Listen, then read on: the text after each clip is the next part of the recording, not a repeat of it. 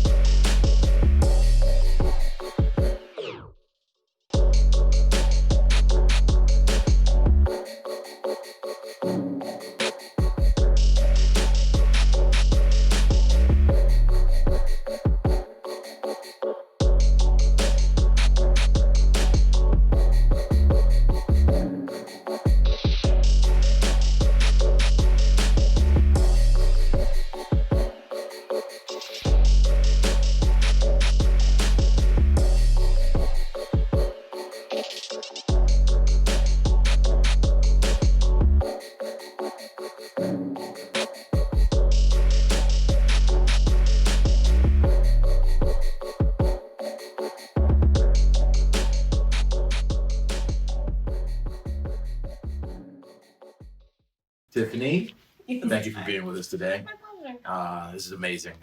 One of the things we've been doing with Behind the Curtain is trying to let folks sort of get a glimpse behind the curtain. What does it take for people to collaborate? What does it take for people to come up with ideas, to come up with all the things that are necessary to come out with a successful play, product, whatever that may be?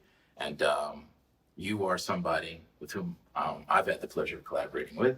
And we're like peanut butter and jelly. This is true. Right? Yes. So let's learn more about you. Okay.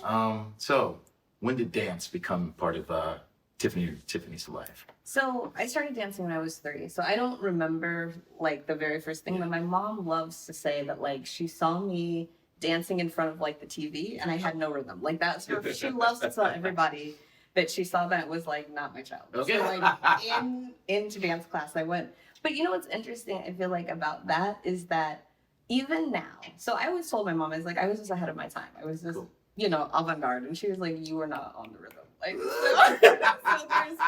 so there's that. But like, I think one of the things so I got in, and I think for me, like, I'm competitive, like, I'm physical, like, I'm an emotional being. So I think dance was great because I could do all of those things. Gotcha. Like I was able, it's equal parts kind of communal and solo practice. So there's a lot that I think spoke to like my personality, but it also just as like a young kid that had energy gave me something and, gave me a pathway for like that energy. And as I got older, it started giving me confidence because like I was a competition kid. So like every weekend I was out competing.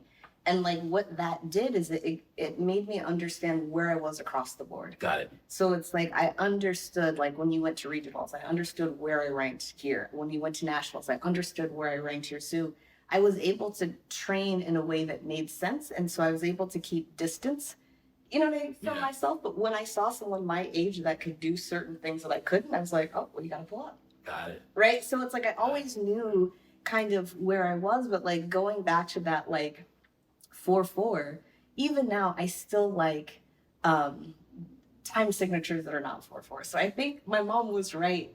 I think we were both right in something. Like when I work with a composer now, I'm like, can we work in 5s? Can we work in 7s? I like rhythms that kind of push and that aren't standard because it makes me as a choreographer go somewhere else Got it. than just staying right in that clean 4/4. And it's so like Western too. So I like to pull from other things that make me go outside of like the easy, you know, kind of rhythmic structures that Gotcha. like exist. So this, without question, through dance, you found direction, you found purpose. Oh yeah. Did you have influences? Other? You know, I never knew that you could be a professional dancer until I was like in my 3rd professional dance gig. Okay. So one of the things, like I always did it just as a hobby. It was something to do, and I I always wanted to be very good at what I did. Mhm. So I was not one of those kids that was like, I wanted to be good at. How about that? Do you know what I mean? Like, it didn't matter what's like, if I was going to be a fry cook at McDonald's, like, those fries were going to be amazing. That's right. You know what I mean? Like, if I was going to be president, then it was going to be like, you know, I'd be the first president to get like 3 terms. You know, Gotcha. it was like, yeah, I love so it. I never knew. So I think with that structure, like, my influence was like my mom's work ethic. Okay. Like, my mom worked, but I never heard her complain about work. I never, I mean, she was tired sometimes, but I never went wanting Right. for anything. And so I think in seeing that, I felt like I could do anything. So I didn't want to be like, I'm going to be it's like, I'm just going to be good at it. I'm going to work hard at. And so there was something, so I didn't know, coming from the Central Valley of California, like I had never met a professional dancer. I hadn't seen a professional dancer. So I had a more commercial influence being on the West Coast. So I thought, like, you know, you did like industrials, and when you were 23, you were done. Gotcha. Like, there was I had never heard of a career. I didn't know what a conservatory was. Right. Those were just not, people did not go to conservatories. They didn't go to higher education for the arts. Like, that's not anything I had like learned about at all. So it was by like a fluke that a friend of mine from dance class, their mom was like, I think you should look into a conservatory. Like, told my mom, I think she's good enough that she should go to a conservatory. And we were like, what is this conservatory? Like, didn't know, but it changed my life. Like, it absolutely changed my life. And still, like, even still, as I was going in college and seeing like professionals, I always somehow thought it was their hobby. Because no one told me. Right. Do you know what I mean? Like, and I hadn't seen it. And like, unlike, you know, I think with like actors, I've always been like very jealous of that, because you could see like, oh, that's that person's job. Right. Like, you had TV, you had movies.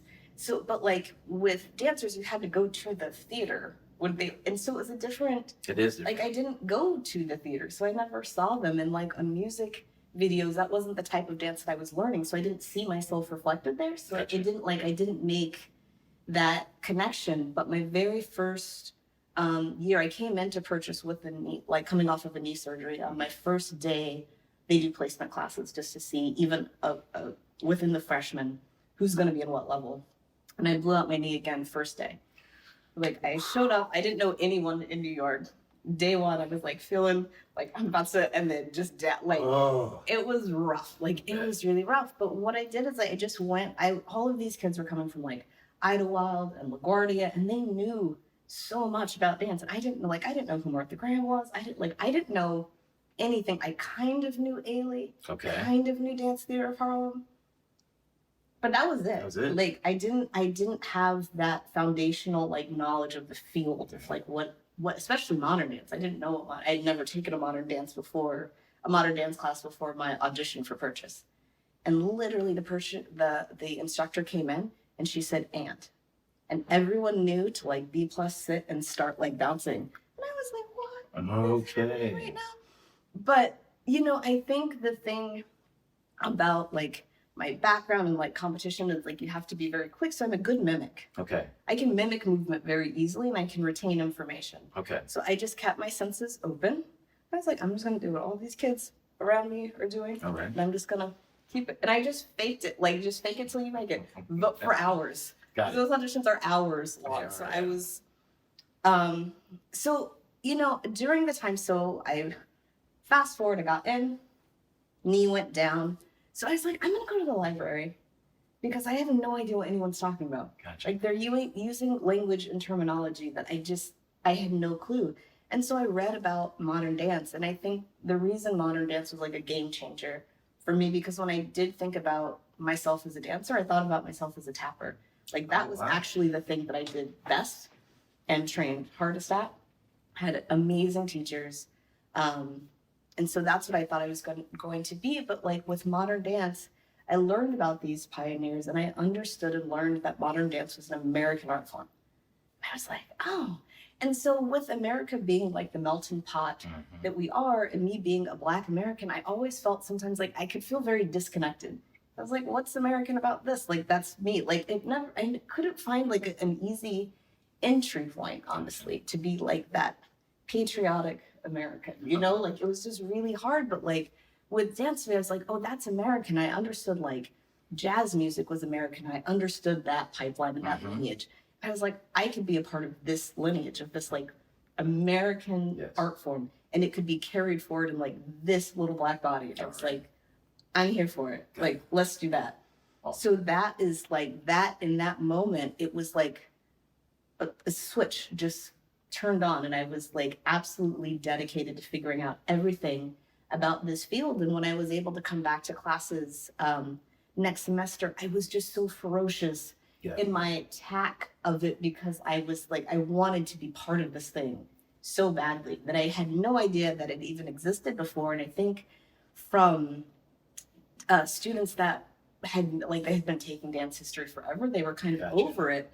I was like, this is amazing, because I didn't know anything. So there was a little bit of like ignorance is bliss that turned into like a true love of the field, because like I was able to learn about dance history like on my own time, in my own way, and in a way that excited me, versus like having teachers that I like kind of regurgitate. Like it became like this lived experience of me, of like how I could showcase my Americanness, how I could showcase my Blackness, how I could showcase like, so it became this really, really exciting art form. And I like to know what I'm working with, what I'm getting into. And so, and I was able to have conversations like with my other like colleagues. So that was great. So you had this breakdown, you find your way through that breakdown, something that you're not literate in, you become literate in. So you start using essentially the ideals that your mother taught you about working hard. You pull all this together, which sounds very entrepreneurial, right? Yeah. So now, and it's because I know that you're a leader in this industry, so you can tell where I'm going with this. So you put all that stuff together. Now you've decided you can choreograph, and ultimately now become a not-for-profit arts leader. So that's an extraordinary, path to take. It's hard to tell somebody who is interested in any sort of arts not-for-profit field, what's the path to take? Because here you are, the path that you've taken is one in which you had to improvise to be able to make X, Y, and Z happen. Absolutely. So take us to now being a choreographer, and then ultimately, an arts leader.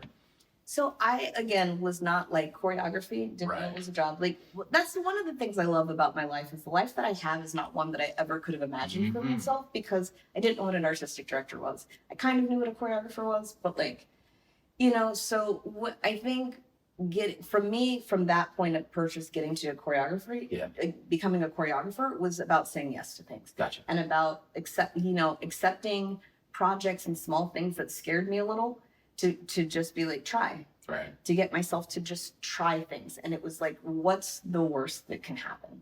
Like, what's the worst that can happen? So with Elisa Monte Dance, I was dancing with Elisa Monte Dance in New York. I had come from dancing in Europe. I had come back. I missed being home. I wanted to be home. I wanted to be here.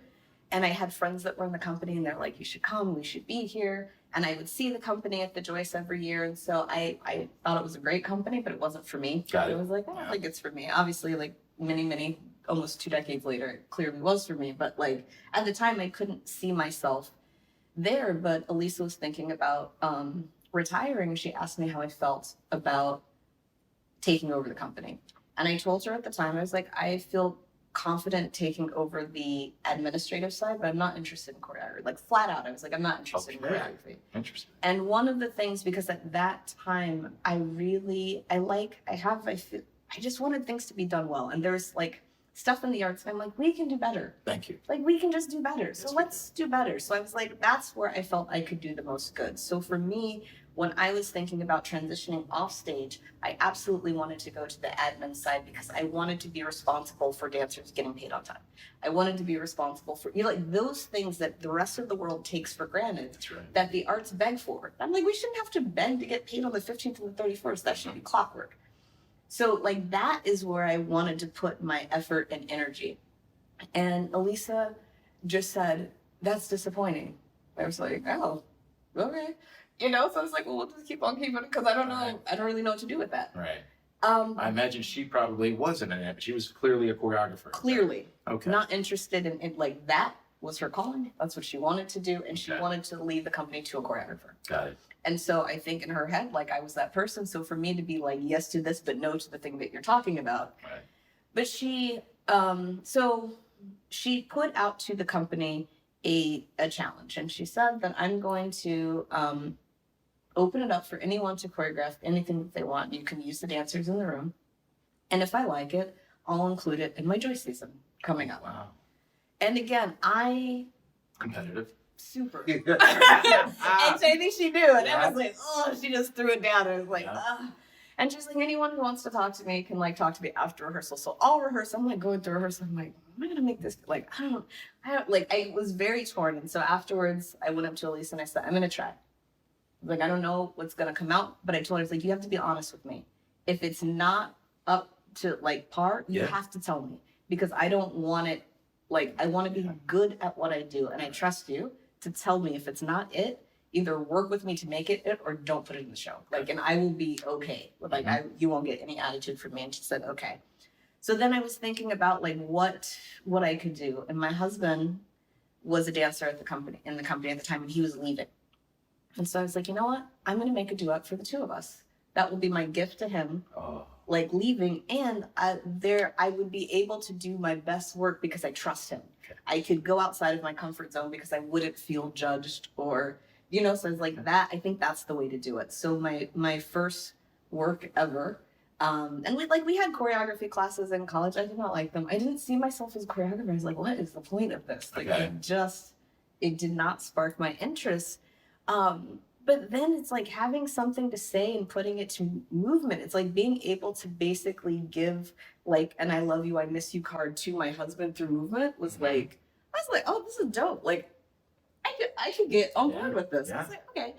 So that went well. He ended up leaving before the piece like premiered. So I danced it with someone else, but it was someone who was our best man at our wedding. Okay. So it was someone, and he was in the audience to see it. So it was like really, but that was my first like entree into choreography was like a premiere at the Joyce. So I haven't had colleagues of mine that are similar in age. They've gotten to do a lot of their trips and stumble and lower risk places. Okay. I've always been like my firsts have always been quite public, which is like it's very much a double-edged sword. I can see that. It's like it's a blessing and a curse because all of your things that you don't know are blaringly obvious to New York Times critics who are used to seeing works of learned choreographers.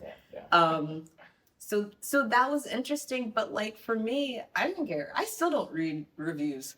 Good for you. Because I understand it's not that I don't want to learn from it, but I'm also, I think you have to keep your sanity somehow and in some ways.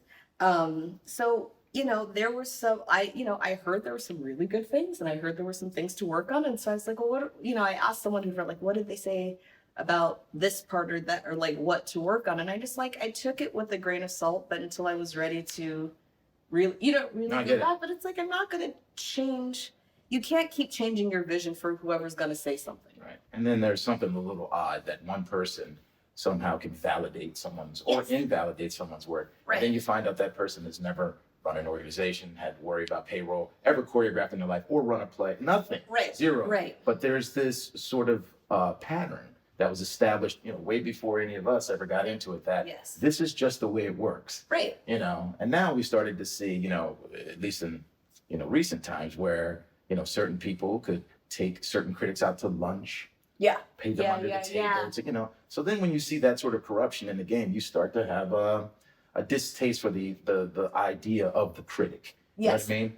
And for me, I'm like, my critics are going to be the audience. If they show up, Yes. That's right. and that right there, it's tough to unplug yourself from the things that have already been established, Absolutely. right? Because for some reason those become the superlatives.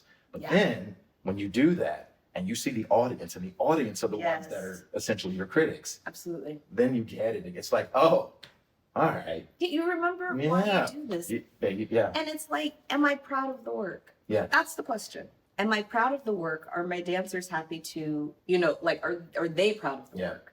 I also look at it, would the 18-year-old me want to see something like this? Right. And would that transform, or would it make an impact on the 18-year-old version of me, that's or whatever, interesting. right? So for folks out there that might be interested, Mhm. in any sort of artistic endeavor, I can imagine that, like you said, you were working on something that you weren't terribly sure was going to be of value to you, and then you found that it was of enormous value to you later. Yes. Can you talk a little bit more about that? Because I think a lot of folks don't understand all the work that goes into, even the work that you aren't necessarily sure will have some value ends up being quite valuable. So it's like practice, right? Oh, why do I got to practice this? I have children who work on instruments all the time. Oh, why do I got to do it this way? Why do I do it that way? And it's hard to be able to tell young folks, hey, it will pay off down the line somewhere, Yes. right? Yeah. You I mean, I think what's important, if you're going to start something or run something, you can't do it because you want to be the boss. Right. Like, that's just number one. You being like, I want to show, or your intention has to be pure in the sense of, like, for me, my intention is like impact. Got it. Where can I have the biggest impact? So for me to have the biggest impact, I have to climb up. So I think, and also, like, within that, as you're climbing up, you have to know your field.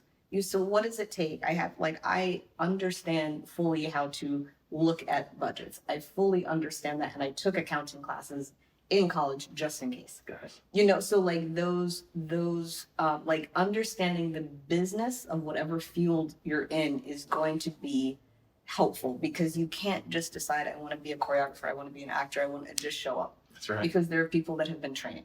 So even on the admin side, you have to train. Like, you have to build that muscle. And for me, like, building that muscle came in unexpected ways. Like, I'm quite small and petite and look youngish. So like getting in a boardroom with the first time where everyone is like, oh, that's adorable. Like I had to flex this muscle, right? And like make sure that I was vocal, but then also I knew what I was talking about, because I knew I was going to get checked. Yeah. I knew that each time that they were going to push and check me just because of like how The hierarchy. Yeah. That's right. Oh, yeah. And so instead of getting mad at that, I was like, I'm going to let you know who you're working with. And so I know my stuff. I talk about what I know about. And if I don't know about it, I learn about it until I can get to a point that I can speak intelligently about it. And like that, I think is important, is like one, and I want to say this like delicately, but like keeping your emotions in check. It's not about you. You have to be about the work. The work's not about you. This is not my, like, I don't use my company as my own personal queendom for my own stuff. Got it. Right. Like you have to, I keep like a healthy distance to make sure that I'm keeping myself in check, that you had talked about making, the 18-year-old Kai feel like, I always think about like 7-year-old Tiffany, would I made her proud? Nice. Would I have made her proud? Like, would she be proud with this action, with this thing? But I constantly, like with taking over Elisa Monte Dance, I sought out leadership like opportunities. I went and I signed up for like seminars, I read books, I joined cohorts, and I hate joining. I hate joining stuff. I was like, I don't want to talk to more people. Like, that is absolutely not what I want to do. But it made me a better leader. Got it. And I understood what I didn't want to just go in blind and just show up. Like, I wanted to make sure that I understood what I was doing. And I think sometimes that gets missed. Yes. It's like, I just want to go here. And it's like, great, go there. But you're going to have to take all of these little steps along the way. And That's you right. need to master those steps. And if you don't care about the mastery of the skills that need to get you there, then Why, right? what are you doing? Fantastic. There was another thing that you said that really spoke to me. It spoke to my heart and my head. It was that you took something that was present in your life to engage in something that you may have felt a little uncomfortable with, which was choreography. When Elisa, laid the gauntlet down about the opportunity to put a piece of work together, and considering the implications of what's happening in the world right now, that's politically significant.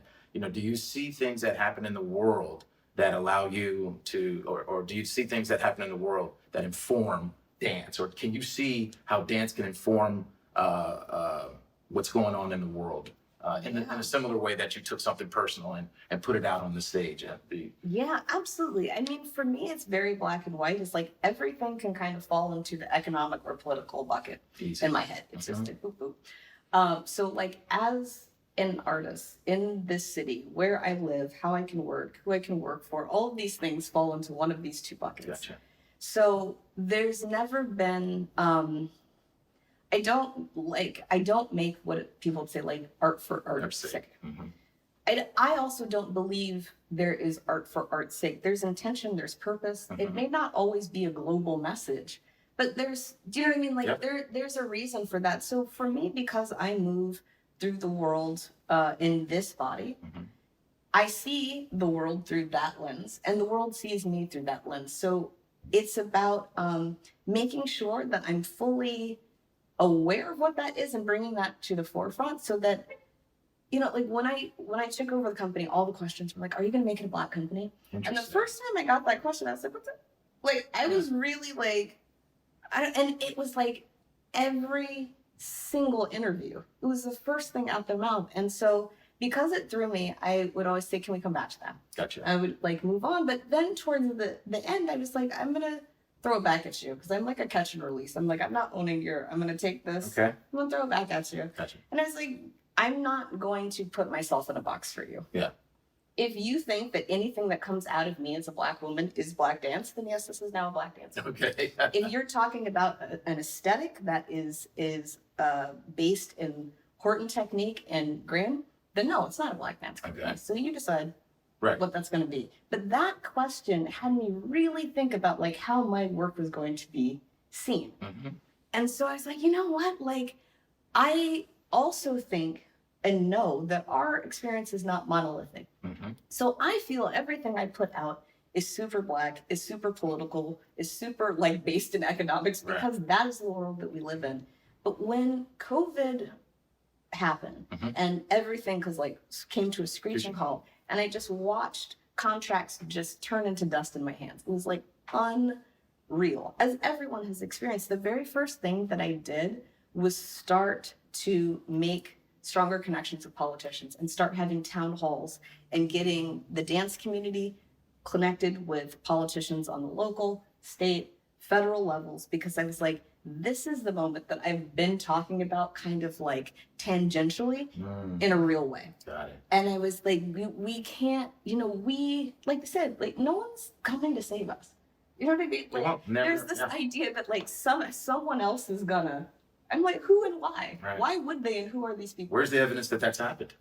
So we got to be enough for ourselves. That's right. And so I was like, everyone was upset, and I was like, but what are we gonna do? There you go. Like, what's the action? And so for me, I'm always looking for the action. And I was like, with COVID, like with all of this that's going on, what's the real issue? Like, what was the real issue? And I think for me that people were feeling they weren't empowered. So I was like, well, let's get you in the room with the power. That's right. Let's do that. And so all of like my creative energy, like I did not go make a COVID piece. You will not see a COVID piece coming out of my canon. And there's nothing wrong with COVID pieces, but for me, my creativity went into how to get these things together. We did a trivia night about like ballots, and we had fun gifts and stuff, and we made it a party. Cool. Like there were other ways to get people involved. and I organized rallies and marches Yes, you did. and demonstrations and brought my people with me. Because I think a lot of times as artists, we're used to being like on the fringe. We're used to being, and I was like, no, this is our time. Yeah. Like, this is our time. And I think with everything, like, we know how to, like, I remember years ago when people were like, oh, everything's shifting to a gig economy. I'm like, artists have been doing, like, what? Like, Yeah, what? And it was a shock and a horror. Like, Yeah, how are yeah, we yeah. gonna, like, think of two things? How are we gonna keep two thoughts in our head at the same time? And, Right. like, so, you know, I think with you, when you think of, like, kind of, like, political engagement or, like, civil engagement, it has to be a complete thought of who you are as an artist. You can't pull out your, like, oh, I'm going to be political today. Well, Thank I'm going to be whatever today. Yeah. It has to be part of what you're doing. And I think that that's also a marrying of, like, who you are as an artist. If you are compartmentalizing in here, Yeah. you're doing less out here. I always tell folks that, you probably heard that term, work-life balance. And I'm Oh, like, yeah. it's integration. That's It's right. all integrated. That's and right. It's work-life integration. Yeah. My kids and my wife are very much a part of what I do Yeah. as much as what I do with the folks with whom I work. Right. It just is what it is. And I don't have any problem with it. I have joy. It's fine. Yes. And speaking of which, because it looks like what you're somebody who, like, when something it's pitched at you, you recognize the pitch and you're gonna hit that Mhm. pitch because you're willing to understand that sometimes you get thrown a curveball. Right. So I don't expect you to actually lay out here what's happening for the future for Mhm. Tiffany Rea-Fisher, but are there some ideas and goals, aspirations, or are you just kind of person like, you want to know what? Whatever's getting thrown at me, I'm just going to deal with it at that time, and that's going to be the thing that I do. But if you have some parting words, or if you have some vision about what's the next 5 years are going to look like, can we get a little look inside? Yeah, I mean, All right. let's see. There's so many things. I mean, at the end of the day, now that I have the job that I have, Mhm. right? Like, it's taken me a long time to understand the kind of power that comes with leadership. Oh yeah. And I think for so long, I had always seen myself like as a student. I had seen myself as a student. Mhm. And when people started to come to me for answers, I was like, wait, Yeah. like, oh. And when I understood that my emotional wake, like, was much bigger, I was like, oh, I think I'm in a position to do something. Right. And so now, fully understanding that position, getting excited about that position, there's lots of things that I'm going to be doing. Education is, like, huge for me. I have a brick and mortar school in Lake Placid that I'm Nice. quite passionate about. We have an online classes that are going crazy. I have a mentorship program that I'm going to be starting very soon. So I mean, for me, everything starts with education. But I think the thing that I'm there's two things that I'm quite passionate about, and it's one, it's again, dancers in particular, and it's just because it's not neglecting other artists. This is just the form that I work Gotcha. in. Is that there's something, and I haven't figured it out. There's something I feel about the way dance is taught that silences your voice. Wow. That you're in a room with mirrors, like half naked, being corrected, like, within an inch of an inch of an inch, Mm. that shuts down Wow. something in your soul. And that, and so there are times when I'll ask a young dancer what they think, and they genuinely don't have the answer because they're scared and they haven't, that critical thinking, they've not been asked to think critically. They've been asked to do what I do. Gotcha. They've been asked to mimic and stay quiet. And so for me as a teacher and as a director, I've been on this, like, tear to encourage dancers to work their voice like they would any other muscle in their body. Gotcha. To not have it be separate, to not just be a good student, right? But to be an impactful, like, person. Got it. And to do that, you can't do that silently. Yeah. Like, you have to be, like, and it's interesting because it's a double-edged sword. My company has gotten really good at that. And sometimes they'll say things and I'm like, I'm like, but this Right, is what right. I asked for. Yes. And never disrespectfully or anything like that, but it does make me pivot and try to think, like, okay, where is this coming from? And I think it makes me a more equitable leader because I want to be able to, like, walk my walk and talk my talk. Mhm. If I'm saying that I'm bringing my dancers into my decision making, that I need to be open enough to actually bring them into my decision making. If I want to hear and understand the concerns of like the next generation of dancers, I need to be able to sit down, open my head, open my heart, and listen to what's going on. But it has really changed how I teach. Yeah. Seeing, and there's something, and I feel, and it's not a knock to the classical forms. Like I think there's a way to do both.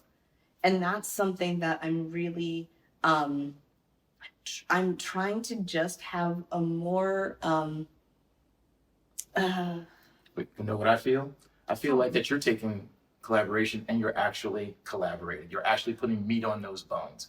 Sometimes people say that word and it's just the word, right? Yeah, it's just the yeah. next word to say, and a number of other words that are the words of the day. You know what I mean? The flavor of the moment. Yes. But you're like, no, I'm going to collaborate. And the way in which I'm going to collaborate is to allow these people to be free-thinking folks. Yes. Within this form that I've created. That's right. And and speaking of collaboration, obviously we've collaborated. Yes. So amazing. look, you create independent pieces and you collaborate. Like you said, we can walk and chew gum at the same time. But is there one that are there ones that have a little bit more challenge, or are there ones that you enjoy more, or are they equally fun to do? Or Yeah, I mean, I think you have to choose your collaborators well. Yeah. And so with you, if I'm talking about like what I do with Classical Theater of Harlem, like it's nothing but joy. And that's honest to God. Like, and I think part of that, and we've talked about this before, is like with working with you, you're a place of yes. And so you were my first time ever. So again, going back to like, haven't done this, and now like here comes Ty with like 1,100 people. Yes. Like, cool. Haven't done this before, but I've been doing my best. Like, All right. but I think, I remember, the very first time we met was in this That's right. situation. That's right. And I was like terrified because I was like, you want me to go on camera with a professional actor and wing it? I was like, unless there's a dance competition at the end, I don't know if this feels like equitable. Right. But like, I remember in that We're moment. finishing each other's sentences. Yes. Yep. Yeah. And Yeah. so there's something really thrilling about collaborating, because like I've never taken the form that I work on is an abstract one. So being able to take that abstract form and putting it into a classical form with people, with stories that people already know, is like, I loved the challenge of that, because I was like, they already feel like they should know, or there's expectations about what's coming in. So when do I want to go with that? When do I want to buck that? Yep. And like, how can I use my art form to support narrative? Like, so this, I don't think about our collaboration as a moment to have like a company show. Understood. It's like, no, how can I support this? Because we're now a team. I like being able to play well in other people's sandboxes. Sandboxes, yeah. Like, I really do, because I'll learn something, and like, I didn't know anything about theater, and I wasn't sure how it was going to work out. So like sitting back and just taking notes, hearing you and Carl speak about like what this was, and then also like having another AD to talk to. Like, you were the first, I was like, he gets it. Like, I didn't have to give you background of like why. Yep. You were like, oh, I dealt with this, and this is like, and so I think that there was a comfort in finding the right collaborator. Yeah. So, I mean, I'm all for collaborating, but I'm very, very picky about who I collaborate with, because it's not an easy thing to do. Yeah. It's not an easy thing to put your ego aside and to have multiple artistic visions. Yeah. It's not, but like, I understand for me that like, this is my department and I have full reign over that, but whatever director is in the room, that I'm showing it to them for their approval. And I have to be okay with that, or else don't sign the contract. Cool. That's great. And I feel equally the same. I'll never forget when Carl and I were thinking, Carl's the director of the play, of our cauldron scene. Oftentimes when this kind of play is done, somebody brings out this cauldron, people are reaching in and all this other stuff. And I'll never forget.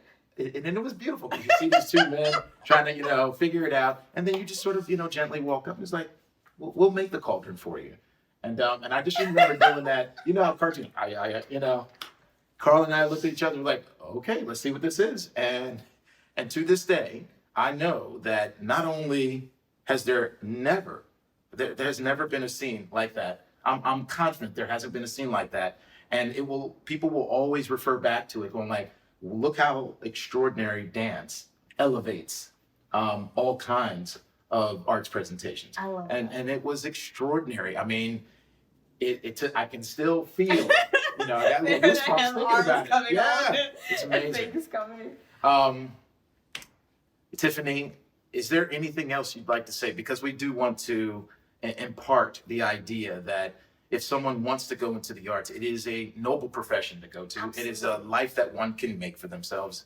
And, if anybody has some trepidation about it, it is very difficult. It's very hard. It's not as secure or, it doesn't fit those boxes necessarily, but clearly it's necessary. Absolutely. And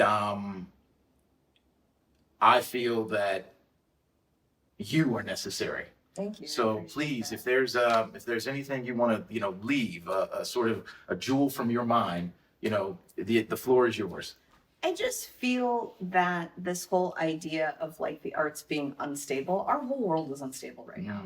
You know what I mean? And so I think that there's something, when I look about what I've been able to accomplish as not only professionally, but personally, those skills I learned from when I was young in dance classes. My husband now works at UBS and deals with high net worth individuals, doing family governance and things like that. And he's been able to climb the corporate ladder quickly. And he always talks about like the skills that he learned are from the arts.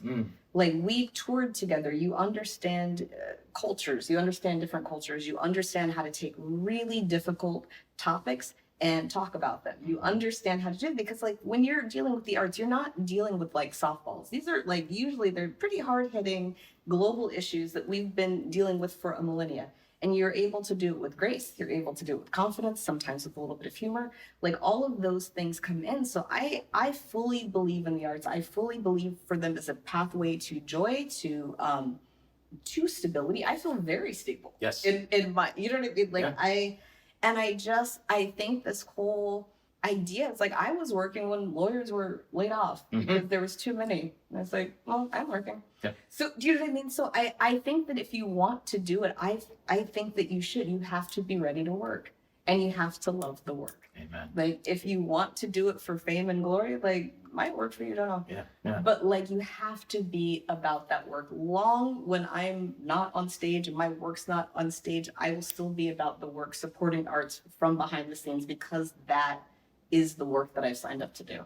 Tiffany, you move people in profound ways Thank and you. pleasurable ways. Thank you so My much pleasure. for taking this time with us. Yeah, Love you. thank you. Love you too. Thank you, Ty.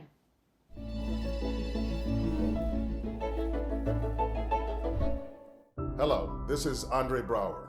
Over the years, I've had the pleasure of attending several productions produced by the Classical Theater of Harlem. The magic of theater has always been its power to change the way we look at ourselves and connect to the world around us. I and my family are so inspired by the Classical Theater of Harlem's mission that I've proudly become a trustee of the organization. Classical Theater of Harlem's work in Upper Manhattan utilizes public and private spaces to bring culture, commerce, and vibrancy to the uptown community. Their approach to telling these complex, rich stories enables us to recognize that our similarities are far more compelling than our differences. We value the impact it has on the community, and I'm committed to see it thrive and expand in the years to come. In celebration of CTH's 20th anniversary, we humbly ask to be part of your giving plans this season. We are launching our $20 for 2020 campaign, where we are asking supporters to make a recurring donation of $20 per month for the upcoming 2020 season. Your contribution supports emerging artists, empowers young designers, choreographers, and administrators, and ultimately, your contribution enables excellence. Please, join me in celebrating the work of the Classical Theater of Harlem.